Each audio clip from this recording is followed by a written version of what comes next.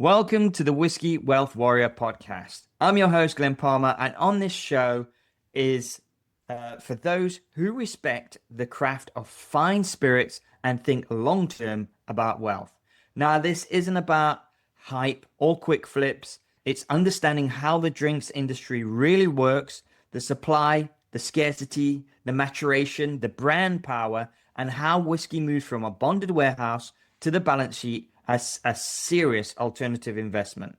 Now, each episode features industry insiders and serious drink professionals and connoisseurs cutting through the noise with real insight and real experience, and having honest conversations about why so many people fall in love with this spirit in the first place. Now, before we dive in, very quick word. This show is brought to you by Whisky Wealth Mastery. It's an education platform dedicated to helping people understand whiskey investment properly. Now, if you're interested in learning more, you can find me on LinkedIn at Glen Palmer Online or check out the show notes below. Because if you're going to play it the long game, you might as well play it like a warrior.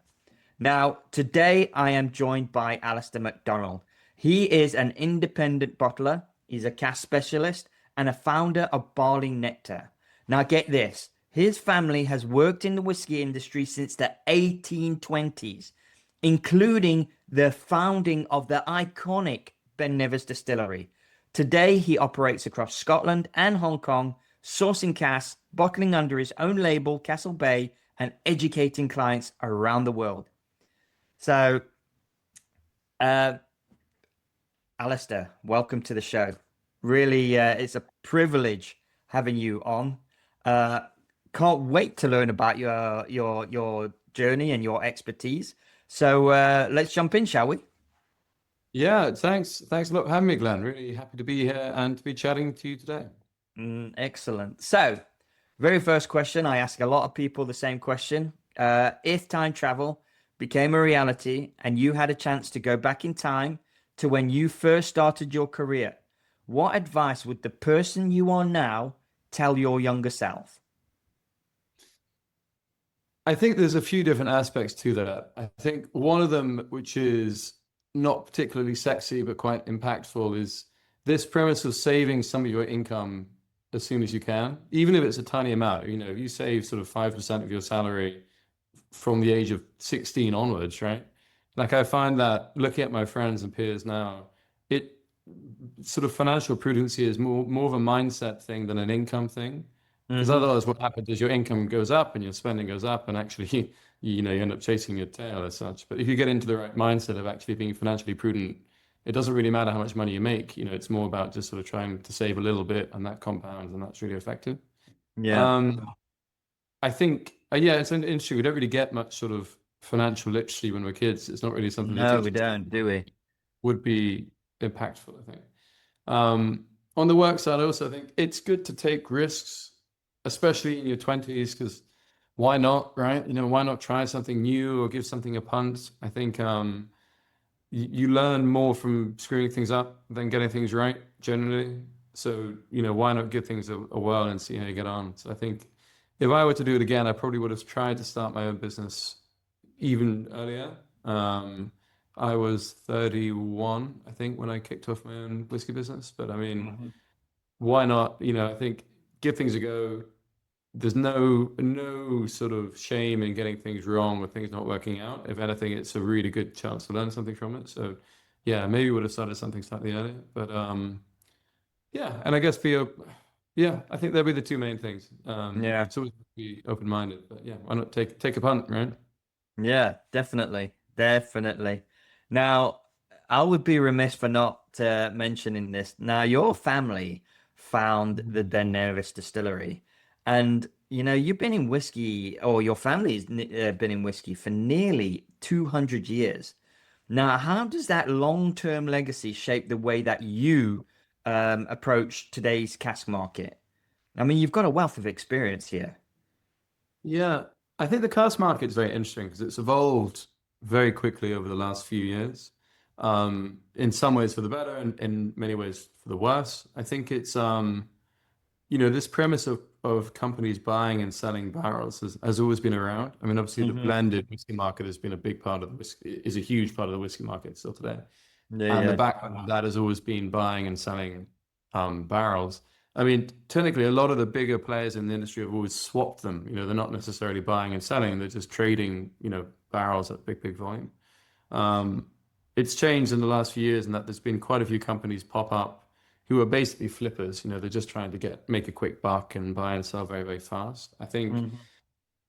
with a longer sort of family background in it, you do get a slightly longer sense that, you're not trying to build something short-termist. You have to see things in a longer term view. And by all accounts, I really love the industry and would love to be doing, working in the space in the same thing in 30, 40, 50 years, right? And I think having that sort of long-termist view is quite different compared to many other whiskey companies out there. So yeah, I think it's just that willing, passion for the subject, and I guess just sense that I really do want to stick with it for a very long time. It's certainly an industry I truly love and have sort of grown up Yeah, in and around to an extent. So I think it's that long-termist approach, I guess, be the main thing. yeah. I mean, I couldn't agree with you more. And Mm. my dad once said to me, right, if you find your passion and you work in your passion, you'll never work a day in your life. And I truly believe in that. If why not? If you've got a passion and you love what you do, why not stick with it? And Mm. yeah, I think that sentiment echoes for both me and you, buddy. We both love whiskey. We love everything about it. Well, Uh, I think so.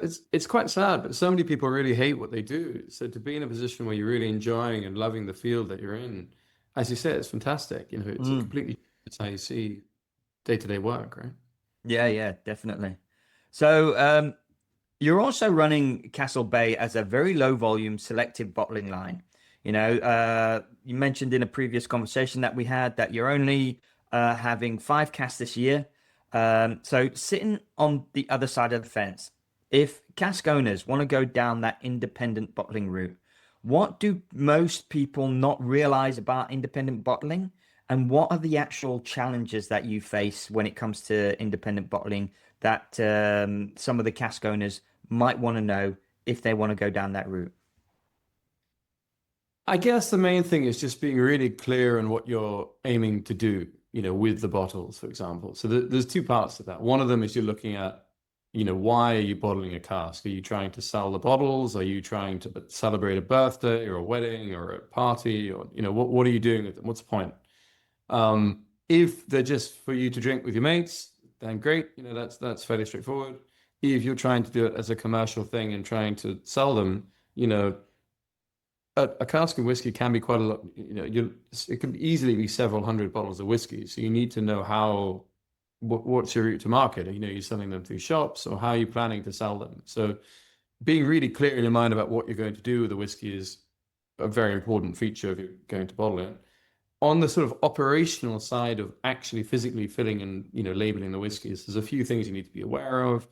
One of them is obviously the labeling side. There's certain rules and regulations you need to follow when you're designing the label. So, for Yeah. example, if you're bottling I don't know, a Lafroig or something, you need to make sure that the phrasing and the terminology on the front of the label means that you're not pretending to be the Lafroig distillery. Do you see what I mean? So Yeah.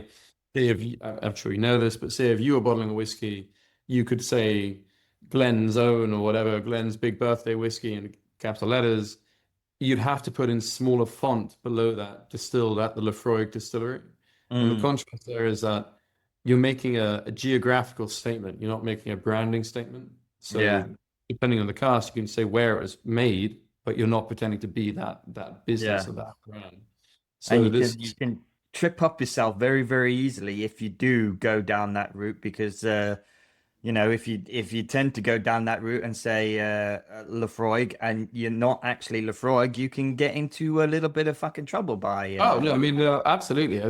Typically, what will happen is that the bottling plants either just won't label them for you because ultimately the bottlers can be responsible as well. So the actual warehouse and the bottling plant. yeah, But it's just not worth it.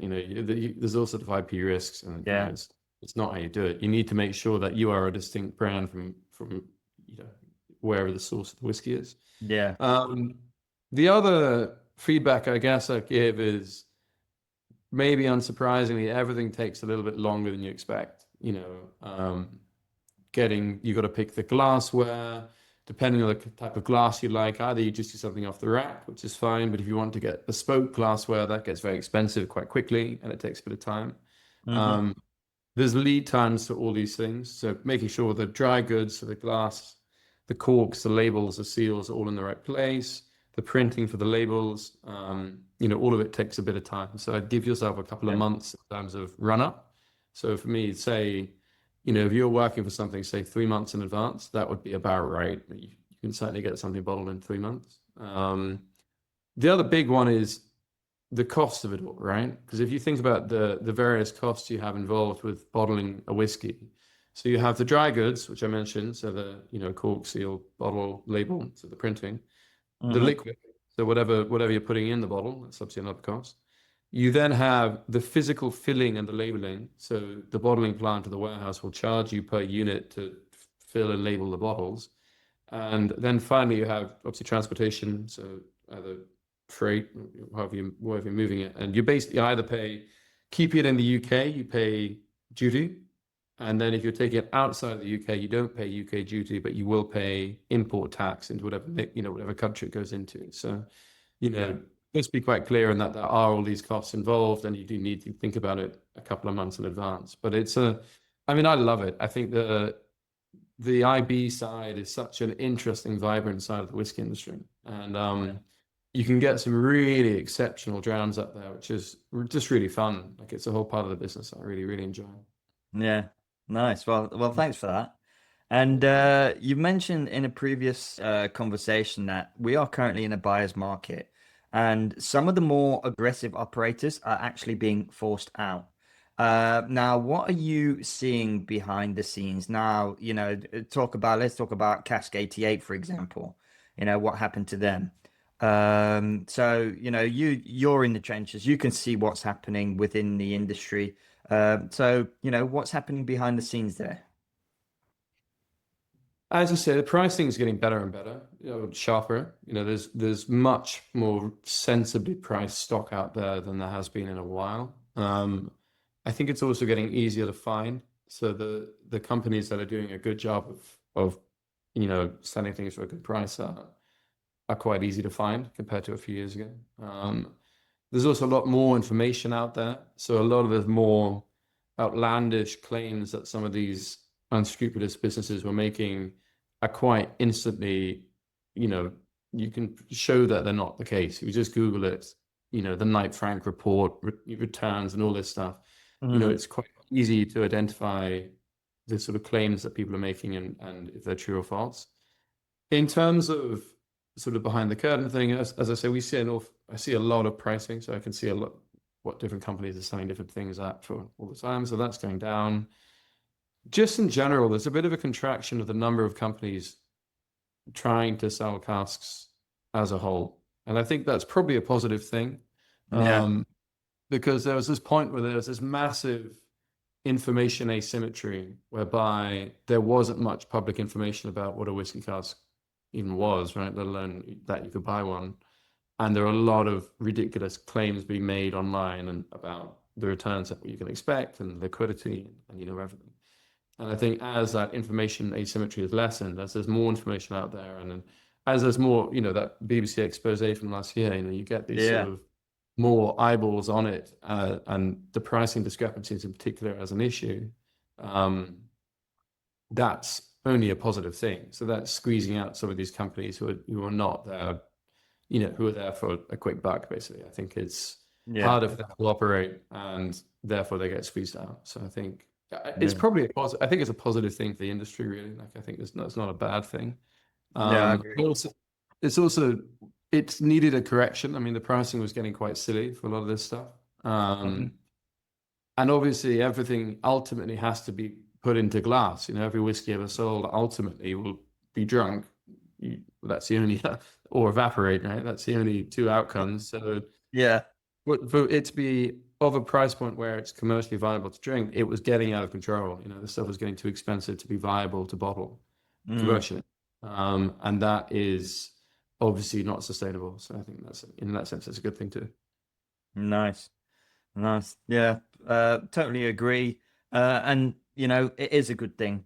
Because there is a lot of shady characters out there that would try and pull the wool over investors' eyes. And well, that's the whole reason why Whiskey Wealth Mastery exists, to be honest.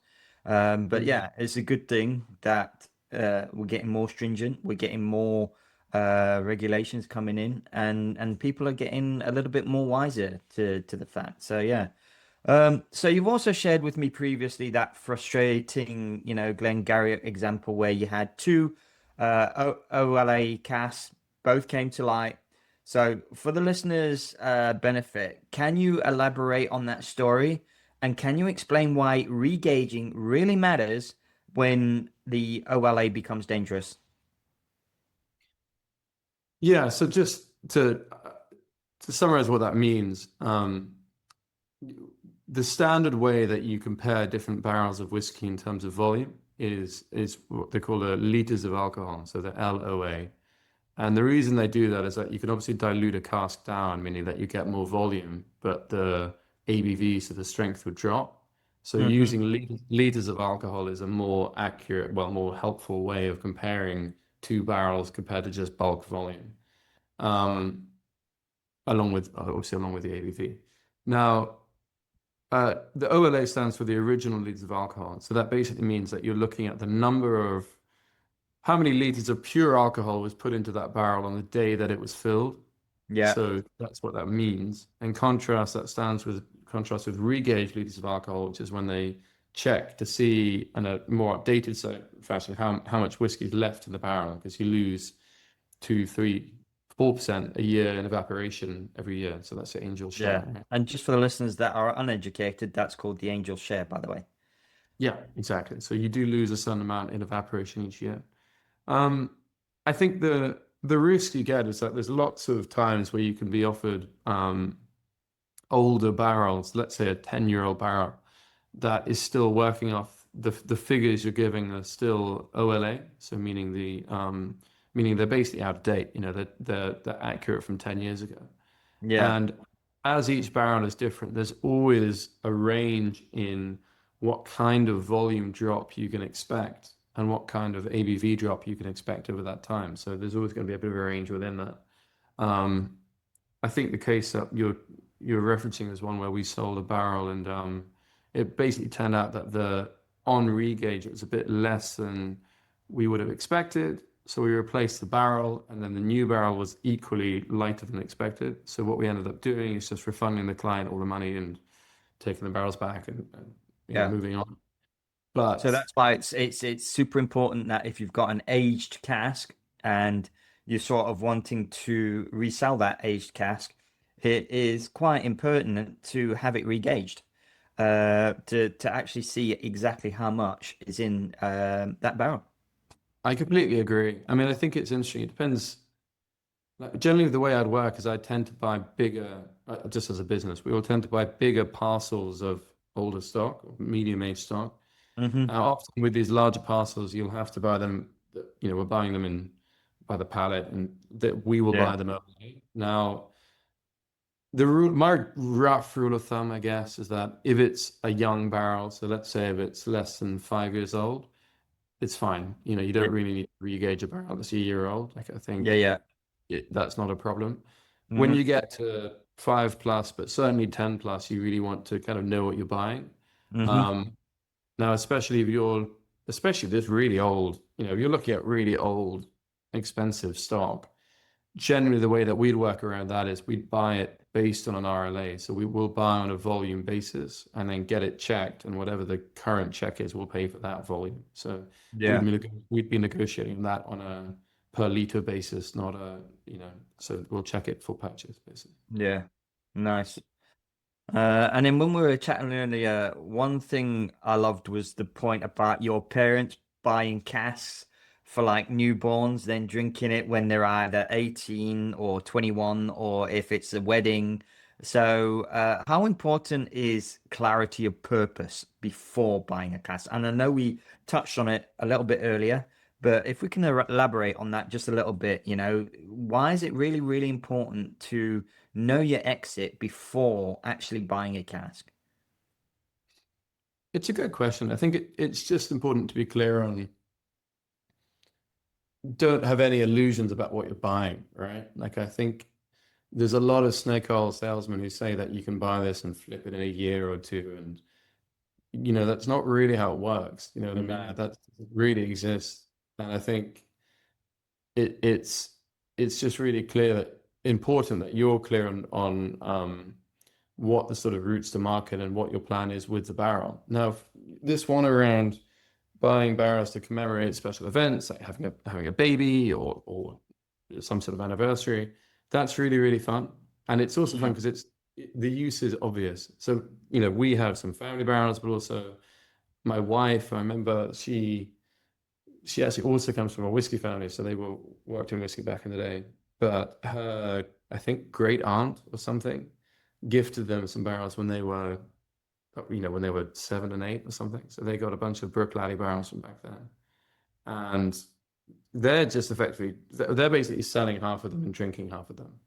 But they Yeah. got a deal 20 years ago, 30 or 25 years ago. So they're sort of, that can be really fun.